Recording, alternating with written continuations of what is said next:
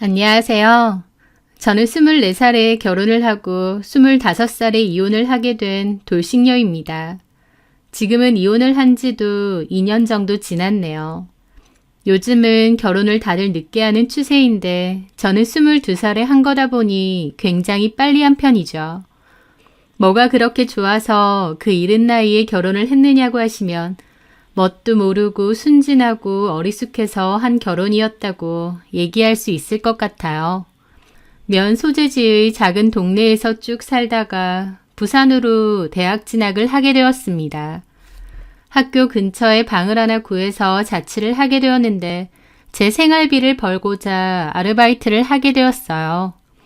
아르바이트 한 곳은 학교 근처의 PC방이었고 제 업무는 PC방 오는 손님들에게 이용카드를 주거나 간단한 음료 및 간식거리를 주문받아 만드는 일이었습니다. 시급이 괜찮았고 학교와도 가까운 곳에 있어서 거기서 아르바이트를 하게 되었죠. 저희 부모님은 고향에서 횟집을 같이 운영하시는데요. 큰 곳은 아니고 동네 사람들 대상으로 하는 작은 횟집입니다. 저희 집 형편은 평범한 정도였는데 제 등록금이 만만치 않으니 생활비와 용돈 정도는 제가 벌어야겠다 생각했던 거죠. 대학교 입학하고 나서 한창 학교 행사도 많고 서로서로 친해지는 분위기라 술자리도 많은데 저는 아르바이트를 하다 보니 그런 자리에는 곧잘 빠졌어요. 대신 같이 아르바이트를 하는 친구들하고는 친해졌죠. 그리고 제가 일했던 PC방은 사장님이 젊은 남자였습니다. 저하고는 9살 정도 차이가 났고 저희 학교 출신이라고 하더라고요. 저보다 나이는 9살 많았어도 하고 다니는 것도 그렇고 생김새도 엄청 동안이고 어려 보이는 편이었어요. 외모만 그런 게 아니라 행동이나 말투도 또래보다는 훨씬 어려 보였습니다. 좀 가벼운 말투이기도 했고 본인이랑 비슷한 분위기의 친구들하고 자주 어울려 다녔어요. 나이보다는 좀 어려 보이고 철도 좀 덜 든 것 같은 그런 친구들이요. PC방 사장님이긴 하지만 PC방은 거의 직원들에게만 맡겨놓고 주로 놀러 다니셨어요. 다른 직원한테 들어보니 사장님이 대학 졸업 후에 놀고 먹으니까 사장님 부모님이 차려주신 거라고 하더라고요. 이거라도 운영하라고요. 명색이 PC방 사장이지만 운영에는 별로 관심이 없었습니다. 하루에 2번 정도 와서 아르바이트 교대 전에 정산만 하거나 친구들하고 캠핑 간다고 얼음하고 먹을거리 챙겨가려고 들르거나 하는 정도였습니다. 어쨌든 저는 그 PC방이 일하기도 편하고 또 재밌기도 해서 제법 오래 다녔어요. 그런 곳 아르바이트는 보통 장기 근무가 잘 없는 편인데 저는 거기서 1년 넘게 다녔으니까요. 그러면서 자연스럽게 사장님하고도 친해지게 되었습니다. 제가 오래 다니다 보니 새로 아르바이트생을 뽑아도 저한테 매뉴얼을 알려주고 가르치라고 했고 궁금한 게 있어도 다 저한테 알려주라고 했죠. 월급도 다른 직원보다는 살짝 더 올려주고요. 그러다가 하루는 저도 일을 끝내고 야간 아르바이트생과 교대를 하려고 준비하던 참이었습니다. 사장님이 오시더니 저보고 퇴근할 거냐고 PC방 바로 아래층에 있는 술집에서 자기 친구들이랑 한잔할 건데 같이 가자고 하더라고요. 그 친구들도 다 저희 학교 출신들이고 저희과 선배님도 있다고 하면서요. 평소 같으면 괜찮다고 거절을 했겠지만 그날은 저도 맥주 한 잔 먹고 싶기도 하고 왁자지껄하게 놀고 싶기도 했습니다. 그렇게 저는 알겠다고 사장님을 따라서 그 술집에 갔고 친구분들이 많이 있더라고요. 거기 모인 친구들도 직업이 다 가지각색이었습니다. 사무직 회사원도 있고 영업사원도 있고 카센터 운영하는 사람도 있고 공무원 하는 사람도 있고요. 처음에는 다 나이 많은 아저씨들처럼 보이니 괜히 왔나 싶어서 아차 싶었는데 막상 같이 얘기도 하고 술도 한 잔씩 하니 재밌더라고요. 그런데 술이 좀 들어가니 그 친구 중 한 분이 저한테 그러는 겁니다. 우리 종수 어떻느냐고요. 종수는 사장님 이름입니다. 저한테 대뜸 사장님이 어떻느냐고 하니 황당했죠. 그래서 그냥 갸우뚱하고 지나갔는데 다시 묻더라고요. 저 큰 PC방 사장이면 우리 종수 괜찮지 않느냐고. 저랑 나이 차이가 9살 정도 난다고는 들었는데 그냥 봐서는 그렇게 안 보인다며. 그러면서 사장님하고 저를 열심히 엮더라고요. 그게 좀 황당하기도 했습니다. 왜냐면 저는 사장님은 사장님일 뿐이고 이성적인 마음은 전혀 없었으니까요. 그런데 나중에 알고 보니 사장님은 저한테 마음이 있었던 지 꽤 되었고 그 친구들이 그걸 알고 있으니 저랑 엮어주려고 그랬던 겁니다. 어린 나이지만 사장님이 그러시는 게 부담스럽기도 했고 또 저한테는 그저 나이 많은 아르바이트 가게 사장님일 뿐이었어요. 그때 제가 20대 초반인데 20대 초반에게 30 남자는 아저씨나 다름없었거든요. 그런데 그날 이후로 사장님은 부쩍 저한테 잘해주시려고 하시는 겁니다. 출근해서 저 대신해서 일을 하려고 하고 음식 쓰레기 치우거나 담배꽁초 치우는 일 같은 더럽고 지저분한 일은 자기가 나서서 하더라고요. 원래는 다 직원 시키지 본인이 안 했거든요. 그게 눈에 보였지만 그렇다고 사장님이 남자로 보이거나 마음이 달라지거나 한 건 아닙니다. 그런데 사장님에게 제가 마음을 열게 된 계기가 있었어요. 제가 퇴근 준비 중에 전화를 한 통 받게 되었는데요. 저희 엄마가 일하시다가 쓰러지셨다는 겁니다. 아빠도 친구분들하고 제주도 놀러 간다고 해서 마침 없었는데 엄마가 주방에서 쓰러지고 손님분이 발견 후 데리고 병원에 갔다고 하길래 연락받고 너무 놀랐죠. 일단 엄마에게 가야 했는데 거리가 좀 멀긴 해도 너무 급하니 택시라도 타고 가면 되는데 그때는 순간적으로 너무 당황하니 멍해져서 뭘 어떻게 해야 하나 싶었습니다. 그래서 택시는 생각도 못하고 버스 터미널 표를 막 보고 있는데 사장님이 그걸 보더니 어느 세월에 버스를 타고 가느냐며 자기가 태워줄 테니 당장 주차장으로 가잡니다. 그렇게 사장님과 급히 병원으로 갔어요. 걱정하는 저를 위로해주면서 최대한 빨리 가려고 노력해주는데 너무 고맙더라고요. 다행히 병원에 도착해보니 엄마는 과로와 수면 부족이 원인이었고 별다른 문제나 이상은 없으셨어요. 엄마에게 별 이상이 없었다고 하니 천만다행이면서도 한편으론 저를 위해 한달음에 달려가준 그 남자가 고맙더군요. 그 남자는 내리 몇 시간을 달린 것도 모자라서 저를 위해 커피도 가져다주고 어머님이 괜찮으셔서 다행이다라며 웃어 보였습니다. 그 마음이 참 고마웠는데 그 후 저희 부모님이 하시는 횟집편으로 약국 영양제를 잔뜩 사서 보낸 거예요. 영양 챙겨가며 쉬엄쉬엄 하셔라 라고 하면서요. 그 얘기를 저희 부모님이 하시면서 그 사장이랑 저랑 무슨 사이냐고 물어보시더라고요. 저는 아무 사이 아니고 정이 많으셔서 직원을 잘 챙겨주는 것뿐이라고 했죠. 하지만 말은 그렇게 해도 저희 부모님을 그렇게 따로 챙겨주는 모습에 저도 그때부터 사장님이 좀 달리 보였던 것 같기도 해요. 그 후에 사장님이 영화 티켓이 생겼는데 같이 보러 갈 생각 있느냐고 했을 때 저는 크게 고민하지 않고 가자고 했습니다. 사장님이 참 따뜻하고 좋은 분이라고 생각했고 또 어른스럽고 나에 대한 마음이 큰가 보다라는 생각도 했어요. 사실 9살이라는 나이 차이도 어떻게 보면 크지만 어떻게 보면 괜찮기도 하다고 생각했고요. 사장님은 적극적으로 저에게 대시를 했고 저도 결국 마음을 열고 사장님과 만나게 되었습니다. 지금에서야 돌이켜보자면 저는 참 순진하다 못해 어리숙했던 것 같기도 해요. 엄마가 쓰러져서 걱정하는 저를 위해 단박에 차로 태워다 주시는 건 정말 감사할 일 맞는데요. 제가 충분히 감사 인사 드리고 그 마음만 잘 받았으면 될 일이기도 했는데 저는 그 고마운 마음을 애정이나 관심으로까지 착각했던 것 같기도 해요. 사실 그때까지 남자친구 사귀어본 적도 없고 공부만 했어서 세상 물정도 모르고 사람에 대해서도 잘 몰랐거든요. 반면 그 사장님은 30살이 나이에 술자리 좋아하고 술 좋아하고 여자친구든 남자친구든 한 트럭인데다 연애 경험도 많은 그런 남자였어요. 이성 관계에도 저보다는 능수능란한 편이라고나 할까요? 저한테 관심이 있고 한심을 사고 싶으니 적극적으로 보여준 행동인데 저는 그런 행동들에 쉽게 감동받고 또 쉽게 마음을 열었던 거죠.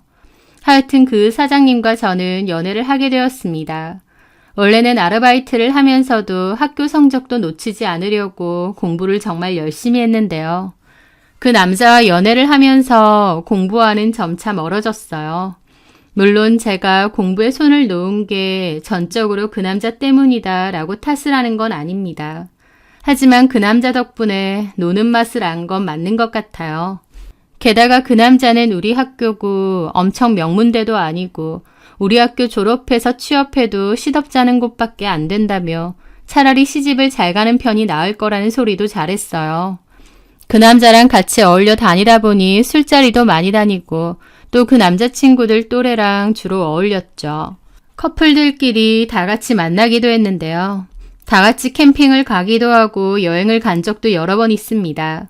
물론 여자친구들 중 제가 가장 어렸고 나머지는 다 언니들이었고요. 하여튼 그렇게 2년 정도 사귀었고 저는 졸업을 코앞에 두고 슬슬 취업 준비를 하고 있었는데요. 남친은 결혼을 하자고 하더라고요. 자기 나이도 있고 힘들게 취업보다는 결혼을 하자고요.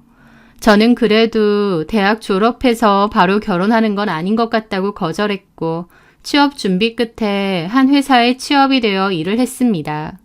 부부 대표가 운영하는 회사였는데 회사가 그렇게 크지는 않아도 월급도 나쁘지 않고 분위기도 좋아서 다니는 동안 잘 다녔어요. 또 배울 것도 많아 거기서 오래 다니고 싶었습니다. 하지만 저는 1년 다니다가 회사를 그만둬야 했어요. 왜냐하면 혼전 임신을 했었거든요. 아이가 생겼고 남친은 결혼을 바로 하자고 했습니다. 저도 아이가 생겼으니 결혼을 하는 게 맞다고 생각했어요. 그래도 회사는 계속 다니고 싶었는데 임신 후 몸도 부쩍 안 좋아진 데다 시부모님 역시 아이가 더 중요하니 회사는 그만두라고 계속 얘기를 하셨죠. 결국 남편과 시부모님 설득으로 대표님들에게 잘 말씀드리고 그만두게 되었습니다. 시부모님은 시댁과 같은 단지의 아파트에 전세로 집을 하나 얻어주셨어요. 결혼식은 아이 낳고 하기로 했고 일단 혼인신고하고 같이 살게 되었습니다. 저는 시부모님이 저보고 일 빨리 그만두라고 하도 성하시길래 아이와 제 건강을 위해서 그러시는 줄 알았어요. 그런데 막상 일을 그만두고 보니 그게 아니더군요. 어머님은 결혼을 빨리 하라고 하실 땐 언제고 막상 결혼하고 나니 제가 며느리감으로 별로 마음에 안 드신 눈치였습니다. 제가 당신 아들에 비해 나이도 어린데다 생각하는 것도 어리고 미숙한 부분이 많다며 한 가정의 아내이자 엄마가 되기엔 부족한 부분이 많대요. 게다가 저희 부모님은 장사를 계속 하셨다 보니 저보고 집안에서 받을 수 있는 교육을 제대로 못 받았을 거고 기본적인 살림도 잘 못할 것 같다며 가르쳐 주신다고 했죠. 그러면서 거의 매일 저희 집으로 오시거나 저를 시댁으로 부르셨어요. 같은 아파트다 보니 매일 오시기도 했고 수시로 부르기도 하신 거죠. 어쩔 때는 집에 족발 시켰으니 먹으러 오라고 하실 때도 있고 뭐 빌리러 오신 적도 있을 정도였습니다. 족발이고 뭐고 먹고 싶지도 않고 그냥 집에서 쉬고 싶은데도 남편은 부모님이 부르면 무조건 가자고 했고 본인이 없으면 저라도 가라고 했어요. 한 아파트 단지 내에 시부모님이 사는 데다 자주 뵙고 간섭이나 잔소리도 심하신 편이다 보니 스트레스가 장난 아니었습니다. 차라리 회사 다니는 게 훨씬 나을 것 같았어요. 게다가 시댁에는 저보다 한 살이 많은 신우가 있었는데요. 신우가 정말 얄밉게 행동을 했습니다. 때리는 시어머니보다 말리는 신우가 더 밉다는 말이 뭔지 알겠더라고요. 신우는 한국무용 전공했다는데 딱히 직업은 없었어요. 어디 가서 말은 무용수라고 하고 다니지만 어디 소속도 아니었고요. 그런데도 그 집에서는 늑둥이 막내딸이다 보니 엄청 애지중지했습니다. 제가 한 살 어리긴 하지만 어쨌든 오빠의 아내잖아요. 그럼에도 저에 대한 존중 같은 건 눈을 씻고도 찾아볼 수가 없었죠. 오히려 저를 무슨 지 몸종처럼 부리는 일도 많았습니다. 하루는 어머님이 저한테 집으로 오라고 부르시더라고요. 갔더니 수빈이가 손만두를 먹고 싶다고 했다고 같이 좀 만들자는 겁니다. 수빈이는 신우의 이름입니다. 저는 그때 임신 5개월 정도였는데 촉이 지나면 오히려 일하고 움직이는 게 더 좋다며 이를 곧잘 부려먹으셨죠. 저는 체력이 그렇게 좋지 않아서 어머님이 그렇게 일을 시켜대시면 집에 와서 꼼짝없이 알아 누울 때도 많았지만 그런 건 신경도 안 쓰시더라고요. 병원에서도 몸이 약한 편이니 일 같은 건 많이 하지 말고 푹 쉬라고 했고 그 얘기를 어머님에게도 했는데 귓등으로도 안 들으셨죠. 하여튼 만두피까지 직접 해서 손만두를 만들자는데 그맘때 저는 몸이 부쩍 무겁고 컨디션이 계속 안 좋았거든요. 그런데도 어머님이 그렇게 하자고 하니 어쩔 수 없이 앉아서 같이 만들었죠. 컨디션도 안 좋고 두통도 오고 그냥 좀 쉬고 싶은데 엄살 피운다는 소리 듣기 싫어서 꾹 참고 만들었습니다. 신우가 남자친구한테도 나눠줄 거라고 넉넉하게 만들라고 해서 정말 많은 만두를 만들었어요. 신우는 저하고 어머님한테 만두 만들어달라 해놓고 거들기는커녕 방에서 2시간이나 친구랑 통화를 하더라고요. 저는 겨우 만두를 다 만들었는데 속도 안 좋고 너무 피곤해서 먹고 싶지도 않더라고요. 먼저 가보겠다고 했고 만들어진 만두를 챙겨 집으로 돌아갔는데요. 그날 저녁부터 하혈이 있었습니다. 그맘때 몸이 좀 안 좋아서 병원에서 푹 쉬라고 했는데 이래저래 집안일하고 어머님 시중 드느라 바쁘게 오다니고 스트레스 받다가 유산을 하게 된 거죠. 잘 자라오던 아이인데 갑자기 유산이 된 거라서 너무 충격도 크고 슬픔도 컸어요. 그런데 제가 입원실에 누워 흐느껴서 울다가 잠이 들었는데 문득 대화 소리에 슬쩍 잠이 깼습니다. 어머님과 남편, 신우가 대화 중인 게 들리더라고요. 아니, 애간수를 어떻게 했길래 유산이야. 병원에서 조심 좀 하라고 했으면 지가 조심을 좀 했어야지. 나도 아까 전화 받고 엄청 놀랐잖아. 그러게. 얘가 가만 보면 비실비실하고 몸이 영 약한 것 같더라. 새아기 보면 너 나중에 병원비 무지하게 깨질 것 같아. 잔병 엄청 많을 스타일. 좀 자주 아프긴 해. 그래, 딱 봐도 허약해 보이잖아. 아휴, 5개월이나 품어놓고 애를 흘려보내? 하는데 어이가 없더라고요. 제가 그렇게 씩씩하고 건강한 사람은 아닐지언정 그렇다고 그 정도로 비실비실하고 매일 끙끙 앓는 그런 사람도 아닙니다. 그냥 평범한데 체력이 좀 약할 뿐이에요. 근데 제가 아이를 가졌는데 조심하지 않고 유산을 했다며 제 탓으로 몰아가는데 저는 어이가 없을 수밖에 없었죠. 임산부한테 2시간 넘게 앉아서 만두 빚으라고 하고 하루가 멀다 하게 집에 찾아오거나 시댁으로 오라고 하고 제 마음 편하게 해주신 적도 없으면서 마치 순수하게 제 실수와 잘못으로만 유산이 된 것처럼 얘기하시는 겁니다. 저는 기분이 너무 상했고 후에 남편에게 따졌습니다. 어머님은 어떻게 하루가 멀다 하고 우리 집에 오시거나 나를 부르시냐고. 그날도 아가씨 먹고 싶다는 만두 빚다가 무리한 거라고요. 남편은 그걸 왜 또 수빈이 탓을 하냐면서 그 와중에 지동생 편 들더라고요. 동생하고 그렇게 친한 사이도 아니면서 그래도 팔은 안으로 굽나 봅니다. 하여튼 저는 툭하면 불러대고 찾아오는 어머님 때문에 너무 스트레스 받는다고 당신이 얘기를 좀 잘하라고 했어요. 그랬더니 얼마 뒤 어머님이 시댁으로 얘기 좀 하자고 부르시더라고요. 그렇게 갔더니 신우가 저를 싸늘하게 쳐다보는 겁니다. 그리고 어머님이 너 종수한테 네가 유산된 거 만두 만들다가 그랬다고 얘기했니? 그리고 내가 자꾸 불러대고 그래서 유산한 거라고 생각해? 하시더라고요. 유도리 없이 있는 그대로 얘기했나 보네 싶으면서도 이왕 얘기가 나온 거 나도 말하자 싶었죠. 자궁이 좀 약한 편이라서 안정을 취해야 된다고 병원에서 여러 번 얘기했고 저도 어머님께 전에 그렇게 말씀드렸는데 네가 언제? 전에 병원 갔다 왔냐고 물어보셔서 제가 얘기했었어요. 나 기억 안 난다. 그렇게 중요한 얘기면 네가 강하게 얘기를 했어야지. 희말이 없이 대충 얘기하면 그걸 어떻게 기억해? 그리고 그걸 왜 나랑 수빈이 탓으로 돌려? 너 말 그렇게 하는 거 아니다. 네 몸이 약해서 그렇게 된 걸 왜 우리 탓으로 돌리냐고. 하면서 눈을 부라리며 따지시더라고요. 본인들 때문 아니라고 하면서 저한테 뭐라고 하시는데 거기다 대고 저도 더 할 말은 없었습니다. 나는 그저 좋은 마음으로 너 부른 거야. 한 아파트 살면서 뭐 챙겨주거나 필요한 거 있을 때 딸처럼 생각해서 너도 부른 거라고. 내가 너 안 불렀으면 그건 그대로 섭섭할걸? 저는 섭섭하지 않으니 제발 좀 그만 부르셔라 하고 싶더라고요.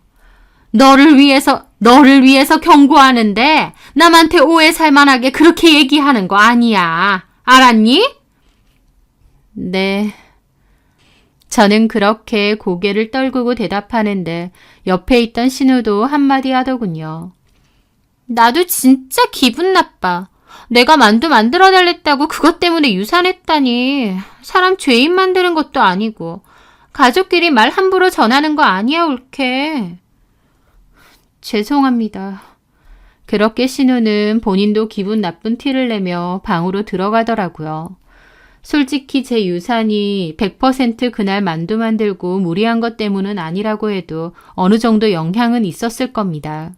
몸이 피곤했고 컨디션이 엄청 안 좋았는데 가서 꼼짝없이 내내 일을 했으니까요. 하지만 내 몸은 내가 챙겼어야지. 이제 와서 누굴 탓하겠나 싶어서 그냥 속으로 삭혔어요. 어차피 그 집에 제 편도 없었고요. 저는 그때 이혼이라는 생각을 언뜻 하기도 했습니다. 기분도 너무 나쁘고 아이도 없는데 굳이 이런 결혼 생활을 계속 이어나가야 되나? 라는 생각도 좀 들었어요. 하지만 이혼이라는 게 쉬운 것도 아니고 또 제가 아이를 유산해서 마음이 너무 지치고 극단적인 상태인가 보다 하며 참았습니다. 그 일이 있고 3주 정도 지났을 때였습니다. 시간이 9시 정도로 늦은 시간이었고 남편은 술 약속 때문에 늦는다고 했어요. 남편의 술 약속은 거의 매일 이어졌기에 저도 스트레스가 꽤 있었죠. 원래도 술 좋아하는 사람인 건 알았지만 결혼하니까 더 심하더라고요. 그런데 그날 어머님이 갑자기 전화를 하시더라고요. 이 시간에 무슨 전화인가 싶어서 받아보니 하신다는 말이 수빈이한테 전화해보고 수빈이 좀 데리러 가. 차 키 줄 거니까 차 챙겨서 오고. 그러시는 겁니다. 아가씨요? 아가씨가 어디 계신데요? 직접 전화해봐. 나도 지금 모임이라 못 데리러 가니까. 한마디로 술 취한 신우 데리고 오는 대리기사 노릇을 하라 그거였습니다. 짜증나지만 일단 알겠다고 하고 바로 남편에게 전화를 했어요. 그런데 남편은 술 먹는다고 자기는 운전 못한다고 저보고 좀 데리고 가라고 하더니 끊었죠. 저는 한숨을 쉬며 신우에게 전화를 했습니다.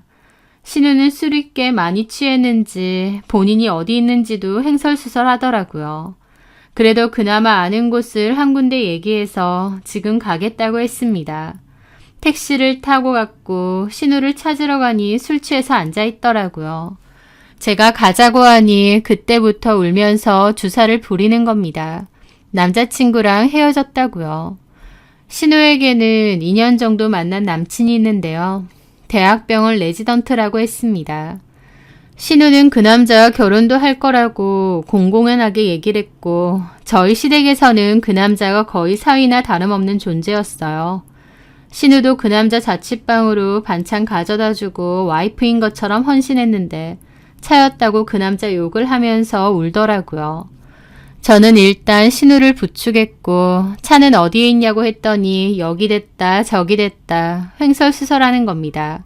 잘 걷지도 못하고요. 신우 때문에 주차장 헤매고 땀 범벅이 되고 한편으론 내가 왜 이러고 있어야 되나 현타도 제대로 오더라고요.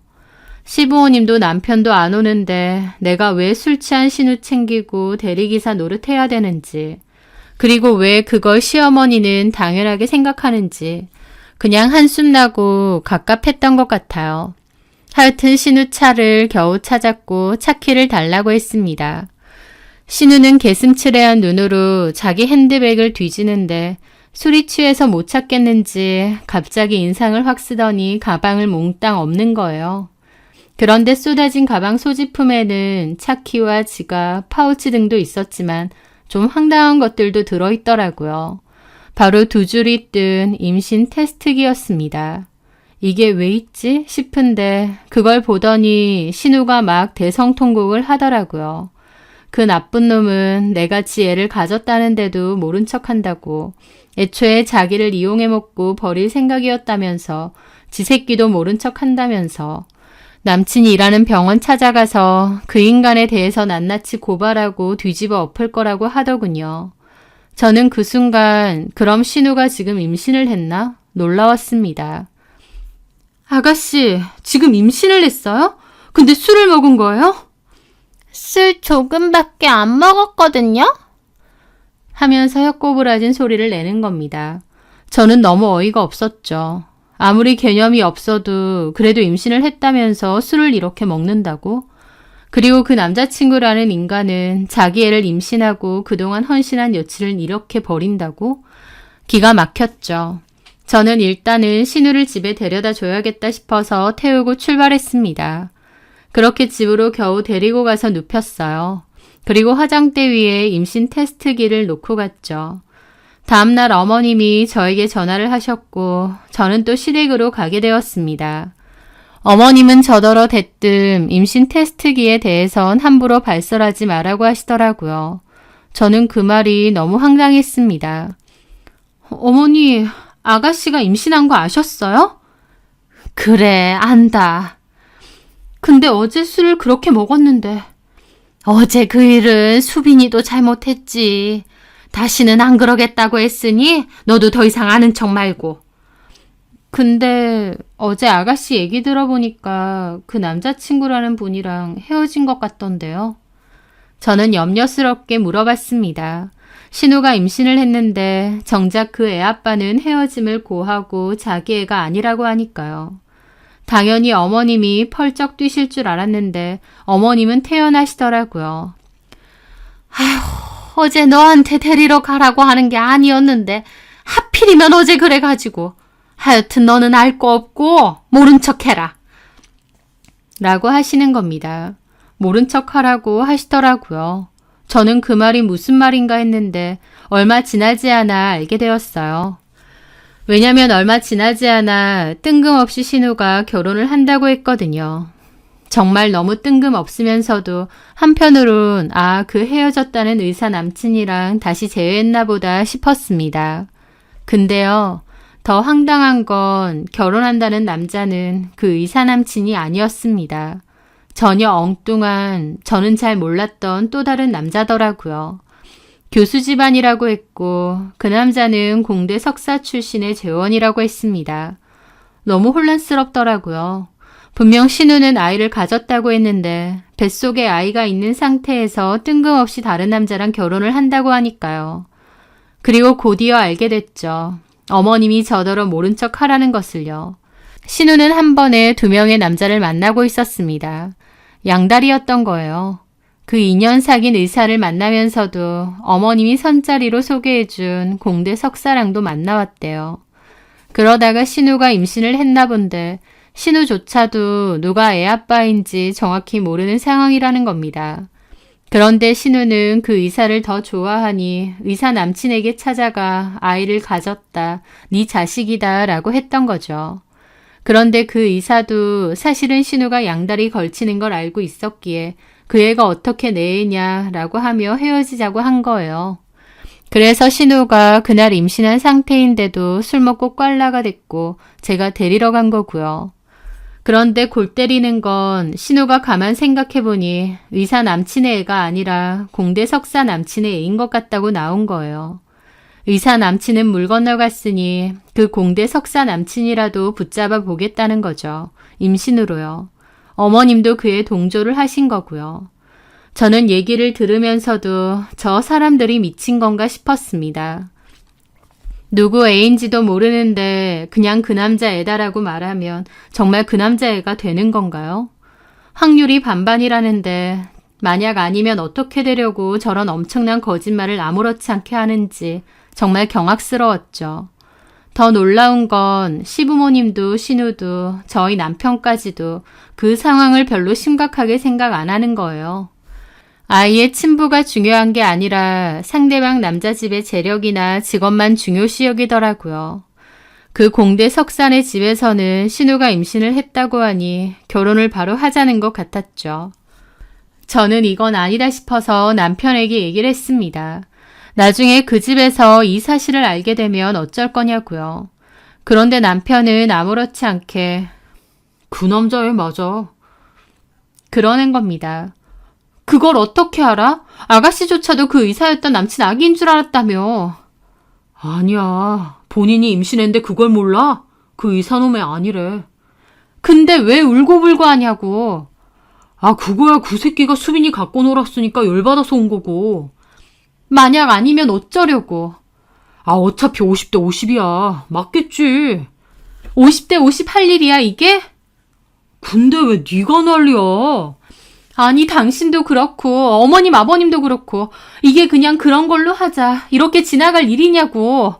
난 도저히 이해가 안 돼. 이게 어떤 일인지 몰라? 아, 우리가 알아서 할 일이지 왜 당신이 오지랖이냐고. 라는데 그 순간 아, 진짜 이 집 식구들 상종 못할 사람들이구나 싶더라고요. 기본적인 도덕 개념 자체가 없다고나 할까요? 그 결혼한다는 공대 석사 남자의 아이일 확률이 50대 50이니 괜찮다고 말하는데 진짜 미쳤구나 싶더라고요. 저는 그런 계획에 동조하고 싶지도 않았습니다. 하지만 그 집 식구라는 이유로 저 역시도 그 한통속이 될 수밖에 없었어요. 저는 그게 너무 억울했고 그 일로 남편 포함 시댁 식구들한테 너무 정이 떨어졌어요. 돈만 좀 있지 저하고는 완전 딴 세계 사람 같았습니다. 저는 이해가 안 됐지만 어쨌든 신우의 결혼은 속전속결로 진행이 되었고 가족 상견례까지 가지게 되었어요. 저도 참석은 했는데 신우의 예비 시부모님들이 다 좋으신 분들 같아서 더 양심의 가책이 느껴지더라고요. 그날 오후 상견례를 끝내고 남편 차를 타고 가족이 다 돌아오는 길이었습니다. 저는 고민 끝에 결국 말씀을 드렸어요. 근데요, 어머님, 아버님, 아무리 생각해도 이 결혼을 계속 진행해도 되나 걱정이 돼요. 제가 갑자기 그런 소리를 하니 시부모님도 신우도 황당한 얼굴이더라고요. 이 집에서 서열 제일 낮고 다 무시하는 제가 신우의 결혼 가지고 왈가왈부하니까 황당한 표정들이었죠. 남편은 그만하라면서 말 시작도 하기 전에 제 말을 자르더라고요. 하지만 저는 꿋꿋이 얘기했습니다. 아가씨조차도 뱃속의 아이가 누구 애인지 명확하게 모른다고 하셨잖아요. 처음에는 그 의사 남친 애라고 했다가 그 의사 남친이 헤어지자고 하니 갑자기 지금 남친분 애라고 하고 나중에 혹시 이런 사실을 들키기라도 하면 그땐 진짜 큰일 날 것 같아요. 그분들도 가만히 쓰시겠어요? 막말로 나중에 들키면 일이 더 커지고. 그런데 신우가 갑자기 저한테 야, 너 입 안 닥쳐? 그러는 겁니다. 평소에도 싸가지는 없었지만 저한테 야라고 하는 것도 너무 놀랐고 입 안 닥치냐는 말에도 너무 놀랐죠. 네? 아, 그때 나를 엄마가 데리러 왔어야지. 괜히 제가 와가지고. 나한테 아주 좋은 약점 하나 잡았네. 그러게 네가 술을 작작 먹었어야지. 아, 진짜. 오빠 마누라한테 오지랖 좀 그만 부리라 그래. 야, 너는 말하는 싸가지가. 결혼을 해도 내가 하는 거고 알아서 하는 건데 뭔 상관인데. 성민 씨에 맞다고. 내가 이런 얘기를 굳이 왜 해야 돼? 하면서 노골적으로 짜증을 막 내더라고요. 어머님은 짜증내지 말라고 신우를 달래고요. 그러면서 어머님도 저한테 불호령을 내리는 겁니다. 너 어디 가서 허튼 소리 하고 다니기만 해라. 어디서 다 된 밥에 코 빠뜨리는 소리라고 있어. 아버님도 한숨만 쉬고 아무 말도 안 하셨죠. 남편도 저보고 나서지 말고 그냥 가만 있으랍니다. 그 집 식구들이 저를 무시하는 그 태도도 너무 진절머리 났습니다. 저를 무슨 생각도 감정도 없는 AI인 줄 아는지 일은 자기들 편한 대로 부려먹으면서도 제가 그건 아닌 것 같다 한마디 하니까 바로 저를 찍어 누르고 무시하더라고요. 저는 더 이상 아무 말도 하지 않았습니다. 그리고 마음속으로 결심했어요. 그냥 이혼하겠다라고요. 저런 양심도 없고 개념도 없는 인간들이랑은 더 이상 가족으로 못 지낼 것 같다라고요. 차창을 보면서 결심을 했죠.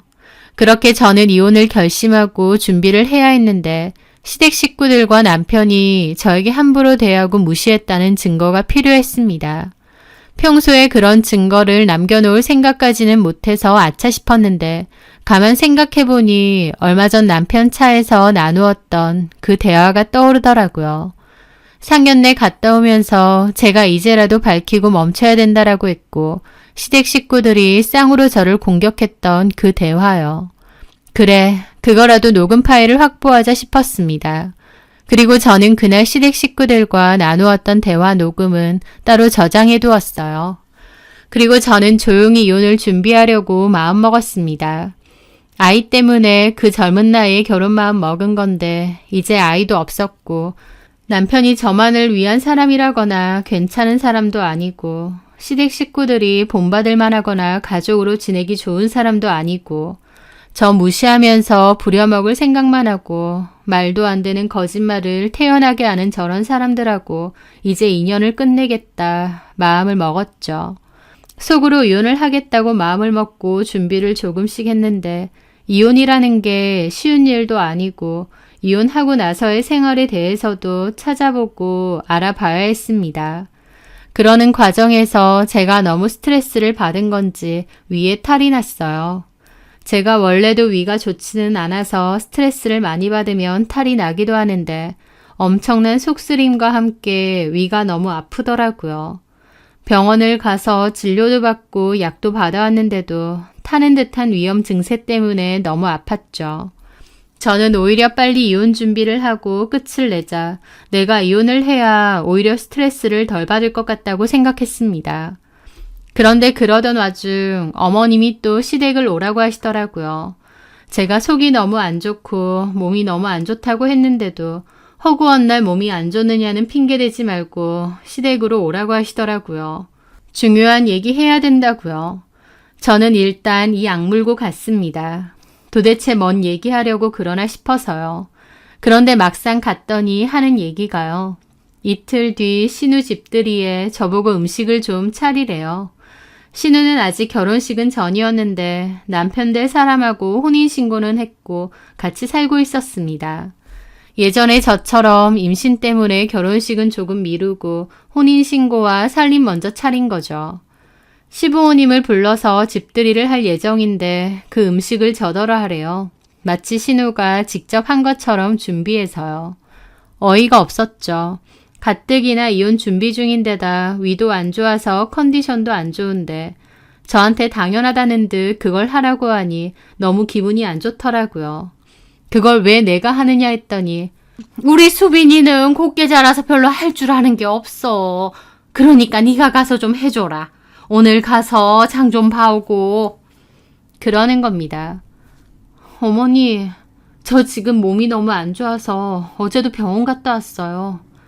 너는 어떻게 맨날 아프니? 제가 언제 맨날 아팠나요? 맨날 골골거리는 것 같아 어째. 약봉지라도 보여드릴까요? 됐다. 어쨌든 저는 좀 힘들 것 같아요. 어머님이 하시면 되잖아요. 아니면 음식 주문하던가. 내가 하는 거랑 수빈이가 하는 거랑 같아? 네가 해야 적당히 수빈이가 한 느낌 나지. 그러는 겁니다. 어이가 없었죠. 제가 해야 자기 딸이 한 것 같은 그 느낌 때문에 아프다는 며느리 보고 신우 집들이상 대신 차리라는 거예요. 와, 진짜 끝까지 정 떨어지네 싶었습니다. 어쨌든 저는 못합니다. 못해? 얘가 아주 요새 뭘 잘못 먹었나? 그러면 너네 사는 전세부터 빼던지. 그러시는 겁니다. 갑자기 저희 집 전세 얘기를 하시면서요. 네? 전세 그거 우리가 해준 거잖아. 내 말 안 듣고 네 마음대로 할 것 같으면 그거 빼라고. 라는데 속으로 그게 협박이나 된다고 이런 얘기를 하시나 싶더라고요. 결혼할 당시 저는 사회생활 1년 만에 결혼한 거라 돈이 별로 없었고 남편은 PC방을 오랫동안 운영하긴 했지만 본인 쓸 거 쓰고 차 주기적으로 바꾸고 하면서 그나마 있는 돈은 다 털어 썼습니다. 그래서 저희 전세 자금은 시부모님이 해주신 거 맞아요. 근데 그걸 볼모로 저한테 집들이 이상 차리라고 협박을 하시는 거죠. 제가 이혼 안 하고 계속 살 거였으면 먹힐 협박일지도 모르겠으나 저는 이미 이혼할 마음을 먹었잖아요. 그게 뭔 상관이겠나요? 저는 전세 빼도 된다고 했습니다. 그랬더니 너 왜 이렇게 꼬장이야? 왜 안 하던 짓을 하냐고? 너 우리 수빈이 질투라도 해서 이런 거야? 그러시는 겁니다. 어이가 없었죠. 누구애인지도 모르는 애를 임신해서 속이고 결혼하는 주제에 제가 누굴 질투하겠나요? 네? 왜 여태까진 군소리 없이 잘 따르다가 수빈이 결혼 문제에 있어서 어깃장이냐고. 우리 딸 부러워서 그래? 네? 무슨 소리 하세요? 예쁘고 똑똑하고 잘난 신우 결혼도 잘한다고 하니 부러운 거지. 너랑은 너무 다르니까. 라는데 와 진짜 착각도 가지가지더라고요. 대꾸할 마음도 안 들었습니다.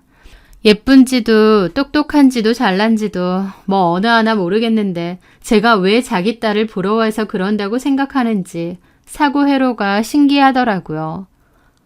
마음대로 생각하세요. 얘가 아주 막 나가네. 하더니 갑자기 제 손에 카드랑 장바구니를 확 들리시는 겁니다. 지금 뭐 하시는 거예요? 상 똑바로 차려놔. 좋게 좋게 얘기해주니 시어머니가 우습게 보이나? 방금 안 한다고 말씀드렸고요. 저 아프다고. 진통제 먹고 해. 어디서 건방이야. 보자 하니까. 하더니 자리를 확 뜨시더라고요. 저는 너무 어이가 없었죠. 장바구니고 뭐고 확 집어던지고 나오려다가 갑자기 그 생각이 들었습니다. 나한테 집들이상 대신 차려놓으라고? 오냐, 그래.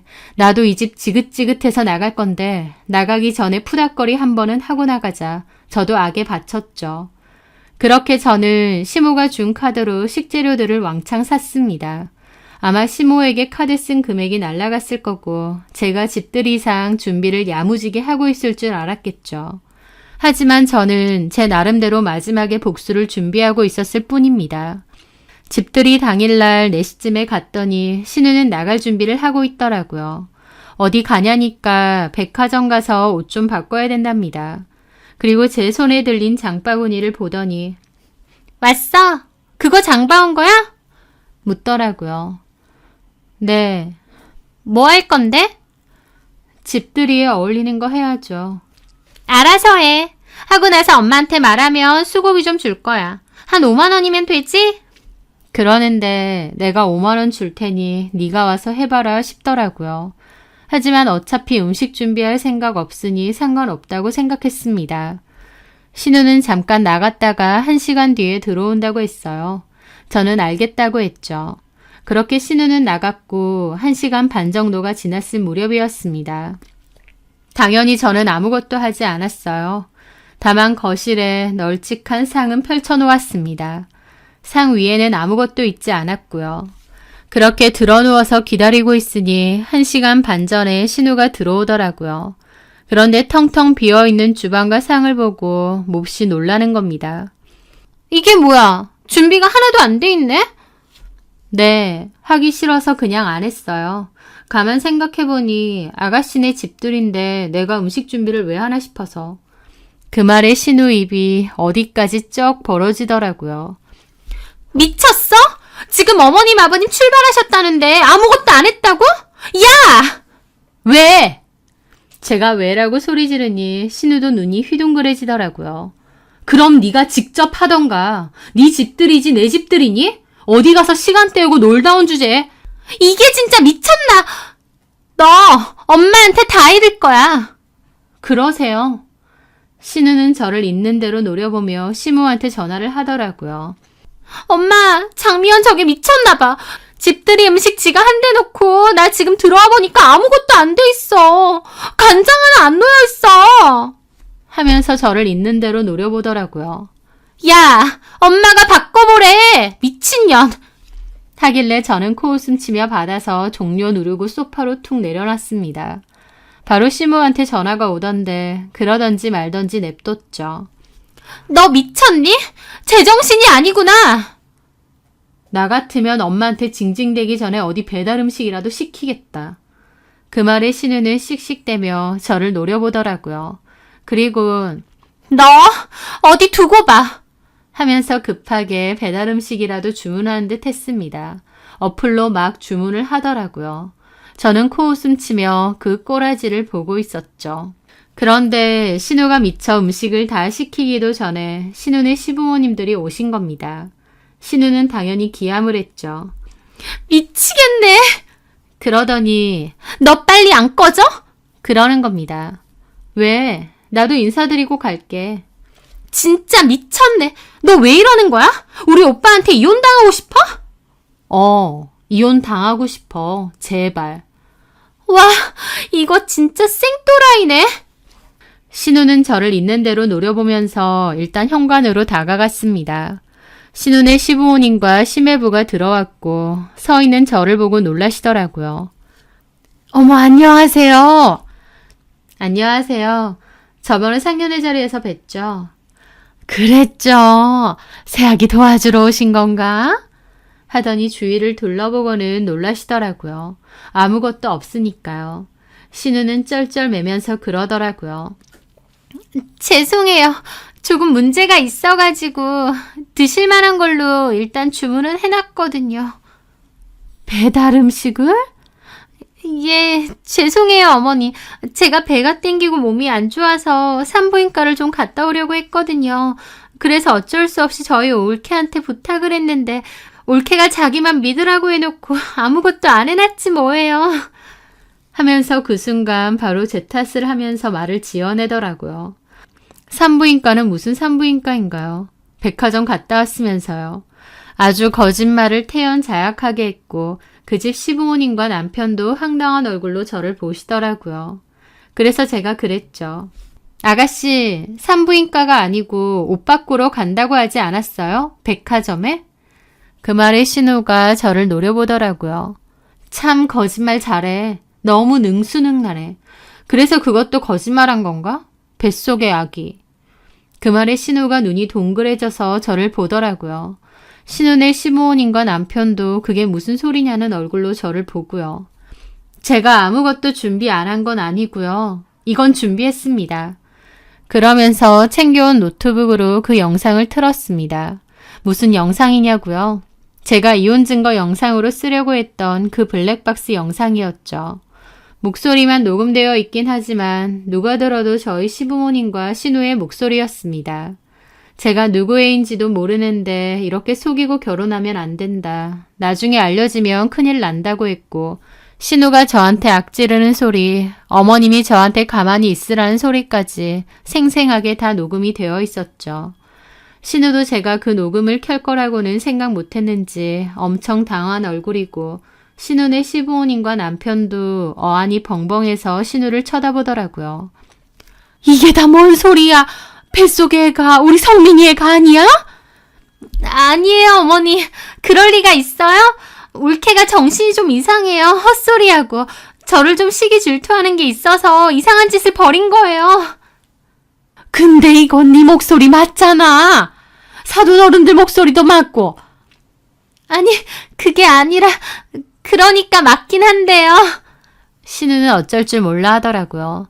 저는 그 노트북 챙기면서 신우에게 말했습니다. 미안해요, 아가씨.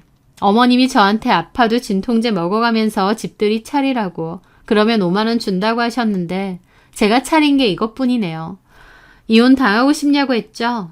네, 이혼할게요. 아가씨 오빠한테 잘 좀 전해주세요. 저는 그렇게 말하고 그곳을 벗어났습니다.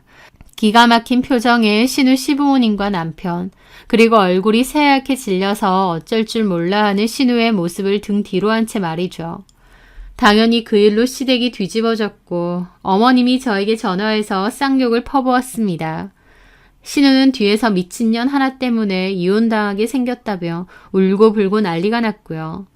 말이야 바른 말이지 그게 왜 저 때문인가요? 본인이 양다리 걸쳤고 누구애인지도 모르는 상태에서 속이고 결혼하는 거면서요. 본인이 저지른 짓 때문에 이혼당하는 건데도 끝까지 내 핑계대는 게 우습더라고요. 저는 어머님에게 지금 나에게 퍼부은 욕설도 다 녹음되어 있고 이혼 소송에 쓰겠다고 했습니다. 저야 증거 많을수록 더 좋죠. 그렇게 시댁 측과 저는 서로 맞소송을 걸었습니다. 시댁은 저에게 의도적으로 신우의 비밀을 폭로해서 가정을 파탄나게 했다고 위자료 소송을 걸었고 저 역시도 제 이혼에 대한 책임이 시댁 식구들에게 있다고 위자료 소송을 걸었습니다. 들어보니 심해분의 집안에서도 저희 시댁에 강하게 항의를 했고 법적인 책임을 물겠다고 했다더군요. 신우가 양다리 걸치고 누구애인지도 확실하지 않은 상태에서 속이고 사기 결혼을 하려고 했다며 문제 삼은 거죠. 당연히 신우가 이혼당했고 소송까지 시달렸습니다. 남편과 시댁 측에서는 저한테 아기를 품고 신우를 골탕 먹이려고 그런 짓을 벌였다며 혼인 파탄의 이유가 저 때문이라고 했고 저는 신우와 시댁 식구들이 의도적으로 거짓말을 하는 것에 대해 양심의 가책을 느꼈고 진실을 모른 채 결혼을 하려는 신우의 남편을 위해서 진실을 알려준 것뿐이라고 주장을 했습니다. 제가 없는 얘기 지어낸 것도 아니고요. 좀 옥신각신하긴 했지만 다행히 시댁 식구들이 저에게 건 소송은 기각이 되었습니다. 애초에 신우와 시댁 식구들이 거짓말을 하고 결혼을 하려 했었고 직접적인 이혼 사유가 저 때문이라고 보기 어렵다고 판결이 난 거죠. 반면 저는 결혼 생활 동안 무시당하고 욕설까지 들어왔던 확실한 증거가 있었기에 적은 금액이긴 하지만 위자료를 받고 이혼도 할 수 있게 되었습니다. 신우는 그렇게 이혼 신고서에 잉크가 채 마르기도 전에 이혼도 당하고 전 시댁으로부터 소송도 당했습니다. 본인들이 엄청난 사실을 속이려 했으면서 끝까지 제 탓을 하는 걸 보고 이혼하는 게 맞았구나. 진짜 상종 못할 인간들이구나. 새삼 다시 느꼈죠. 저는 어쨌든 오랜 소송 다툼 끝에 무사히 이혼을 했습니다. 소송 과정에서 저도 먹고 살아야 했기에 취업 자리를 알아보다가 결혼 직전 다녔던 회사의 대표님들과 연락이 닿게 되었어요. 대표님들은 고맙게도 제 사정을 들으시곤 다시 와서 일을 하라고 하시더라고요. 마침 자리가 있기도 하고 제가 회사 다닐 때 일을 잘해줘서 좋았다면서요. 저는 덕분에 다시 그 회사로 돌아가서 일을 하고 있습니다. 일하고 돈도 벌고 제 커리어도 쌓으면서 결혼도 충분히 심사숙고 끝에 했어야 되는데 그때는 어리숙하기도 하고 임신도 했어서 준비도 채 되지 않은 채 얼레벌레 결혼했었고 그 때문에 더욱 시댁 식구들의 무시를 당한 것 같기도 합니다. 제가 나이도 어리고 별 볼 일 없다는 이유로요. 이혼 소송을 하면서 내 스스로 내 두 발로 땅 딛고 서 있는 게 무엇보다 중요하다는 생각이 많이 들었어요. 당장은 재혼 생각 전혀 없지만 먼 훗날 재혼을 하고 싶다고 해도 내 스스로 자신이 있고 남편이나 시댁이 아니어도 얼마든지 혼자 자립할 수 있을 때 그때 좀 더 여유로운 마음으로 결혼도 선택해야겠구나 싶기도 하고요. 짧은 결혼 기간이고 많은 일들이 있었지만 그렇게 한 방 먹이고 박차고 나온 건 잘한 것 같습니다. 가난한 건 참을 수 있어도 정신 상태 썩어 빠지고 개념 없는 건 참기 힘든 것 같아요. 그 집 식구들 하나같이 똑같았는데 더 스트레스 받지 않고 나오길 잘한 것 같네요. 이혼은 했지만 아직 이른 나이니까 자기 개발도 열심히 하고 제 미래를 위해 열심히 나아가 보려 합니다. 제 사연 들어주셔서 감사합니다.